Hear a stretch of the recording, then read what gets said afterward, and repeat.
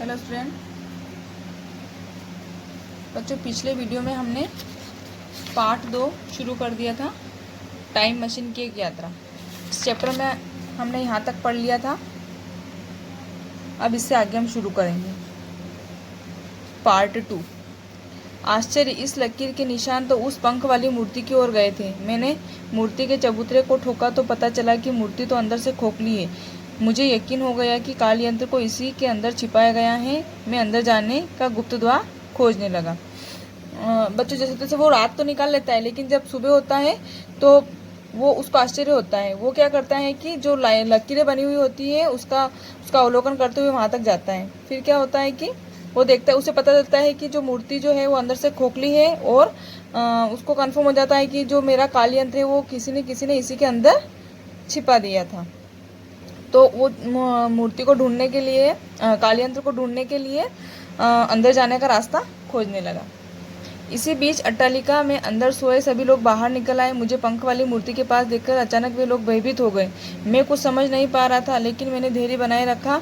इतना तो तय हो गया था कि काल यंत्र इसी मूर्ति के चबूतरे के अंदर था, लेकिन सवाल उस तक पहुंचने का था।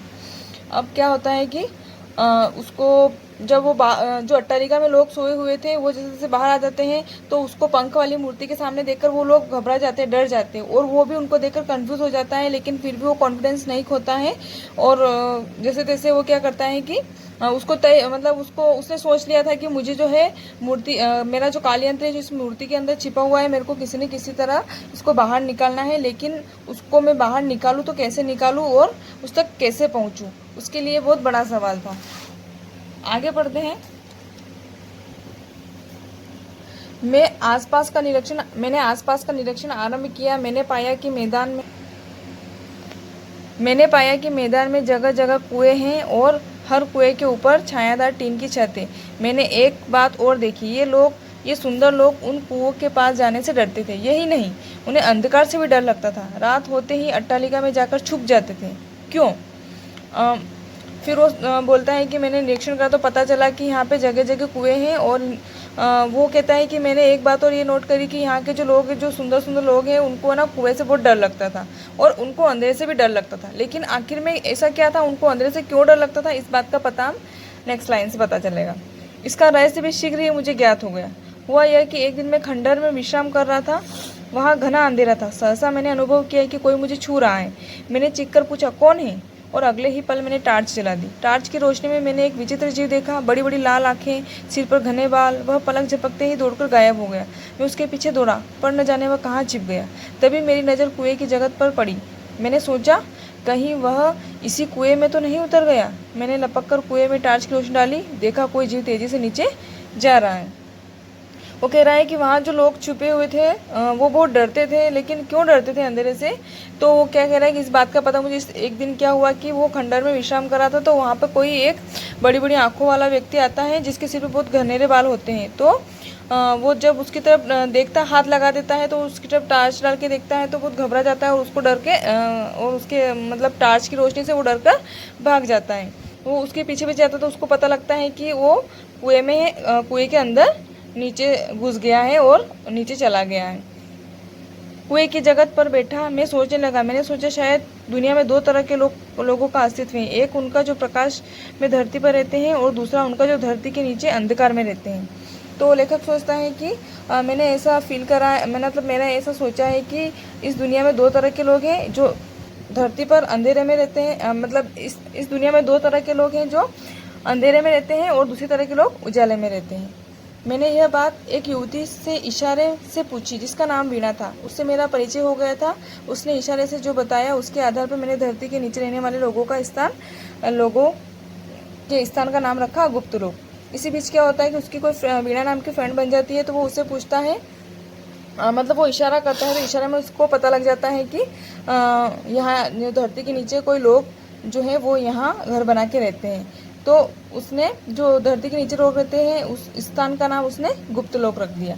मुझे विश्वास हो गया कि मेरा काल यंत्र इन्हीं गुप्त लोगों ने छिपाए हैं। मैंने तय किया कि एक दिन मैं कुएं में उतर के इसका पता अवश्य लगाऊंगा। तो उसको पूरा कंफर्म हो जाता है कि मेरा जो काल यंत्र है इन्हीं लोगों के पास है, और वो जरूर इसका एक दिन पता लगाएगा। अगले दिन मैं कुएं की जगत के पास पास जाकर जा खड़ा हुआ। मुझे वहाँ देखकर वीणा भी दौड़ी दौड़ी आई। मैं जब कुएं में उतरने लगा तो उसका चेहरा भय से पीला पड़ गया। वह चीखने लगी। वो एक दिन उसने सोचा कि मैं कुएं के अंदर जाके पता लगाता हूँ। तो वीणा उसको देख लेती है तो वो वीणा घबरा जाती है और वो चिल्लाने लग जाती है। मैं निश्चय कर चुका था, मेरे लिए गुप्त लोक की दुनिया का पता लगाना आवश्यक था। मेरा काल यंत्र इन्हीं लोगों ने छिपाया था। लेकिन लेखक के दिमाग में तो बस एक ही बात थी कि मुझे किसी न किसी तरीके से मेरा काल यंत्र यहाँ से निकालना है, और वो पूरा निश्चय कर चुका था, ठान लिया था कि चाहे कुछ भी हो जाए मैं अपना काल यंत्र यहाँ से निकाल कर रहूँगा। मैं कुएं के भीतर तेजी से उतरने लगा। थोड़ी ही देर में मैं धरती पर पहुंच गया। मैंने टार्च जलाई तो मुझे एक सुरंग दिखाई दी। मुझे वहां कई मशीनों के चलने की आवाज़ सुनाई दी। मैं उसी दिशा में आगे बढ़ने लगा। थोड़ी दूर चलने के बाद देखा कि सुरंग खत्म हो गई और एक खुली जगह पर तरह तरह की मशीनें लगी हुई हैं। मुझे लगा जैसे मशीनों के पीछे गुप्त लोक के प्राणी छिपे हुए हैं। टार्च के प्रकाश के बंद होते ही अंधकार में सब मुझ पर टूट पड़ेंगे। तो क्या होता है कि वो जैसे जैसे कुएं के अंदर उतरता है तो वो क्या देखता है कि उसको एक सुरंग दिखाई देती है और वहाँ पे उसको बहुत सारी मशीनें चलने की आवाज़ भी सुनाई देती है। तो उसकी जिज्ञासा बढ़ती जाती है और वो आगे आगे बढ़ता जाता है। थोड़ी देर चलने के बाद वो क्या देखता है कि सुरंग खत्म हो जाती है और खाली जगह मशीनें लगी हुई होती है। तो उसको ऐसा फील होता है कि मशीनों के पीछे जैसे गुप्त लोक के प्राणी छिपे हुए हैं। पर उसको ऐसा कहीं ना कहीं ऐसा डर था मन में कि टार्च के बंद होते हैं। उसके हाथ में टार्च जली हुई थी। उसको पता था कि ये लोग जो है प्रकाश से डरते हैं। तो उसको ऐसा लगा कि अगर टार्च मैंने बंद करी तो सब लोग मुझ पर टूट पड़ेंगे या मुझ पर हमला बोलेंगे। तभी क्या होता है, मेरी आशंका सच निकली।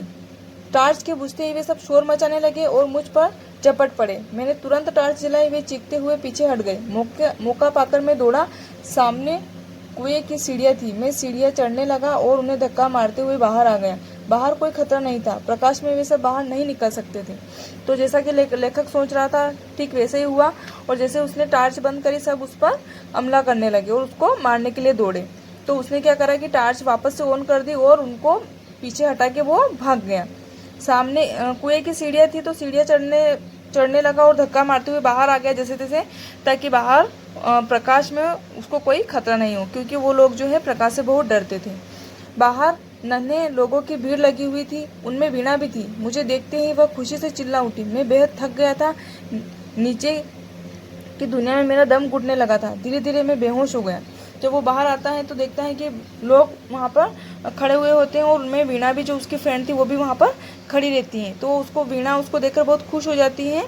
लेकिन वो क्या कहता है कि मैं बहुत थक गया था, क्योंकि नीचे की दुनिया बड़ी अजीब थी और वहाँ पर उसको बड़ी घुटन हो रही थी। इसी कारण से वो धीरे धीरे बेहोश भी होने लगा। थोड़ी देर बाद मुझे होश आ गया, पर अनेक प्रकार की दुश्चिंताओं ने घेर लिया। दुश्चिंता मीन्स बुरी चिंता, है ना, बुरी सोच जिसको अपन बोलते हैं। तो कह रहा है कि थोड़ी देर बाद जब मुझे होश आया तो मेरे मन में तरह तरह के ख्याल आने लगे और मैं बुरी चिंताओं से घबराने लगा। यह तो तय हो ही गया था, मेरा काल यंत्र गुप्त लोक के लोगों ने छिपा रखा था, पर कहाँ, इसका पता लगाना भी जरूरी था। वो कह रहा है कि मुझे तो कंफर्म था कि हो ना हो ये जो बात बिल्कुल सच है कि मेरा जो काल यंत्र है ये गुप्त लोगों के प्राणियों द्वारा छिपाया हुआ है। लेकिन आखिर में उसका पता कैसे लगाया जाए, कहाँ छिपा रखा है, इसका कोई उसके पास मतलब ढूंढने का उसको कोई मार्ग नहीं मिल रहा था। इसी उधेड़-बुन में लगा रहा। एक दिन जंगल में घूमते हुए मुझे एक नीली इमारत दिखाई पड़ी। मेरे मन में उत्सुकता जगी और मैं पंख वाली मूर्ति की ओर लौट पड़ा। मेरा इरादा वीणा को लेकर उस इमारत में जाने का था। वीणा मुझे मिल गई और मैं उसे लेकर उस नीली इमारत की तरफ चल पड़ा। तो बच्चों, अपने पार्ट 2 में यहाँ तक पढ़ लिया। नेक्स्ट वीडियो में हम आगे पढ़ेंगे। Thank you.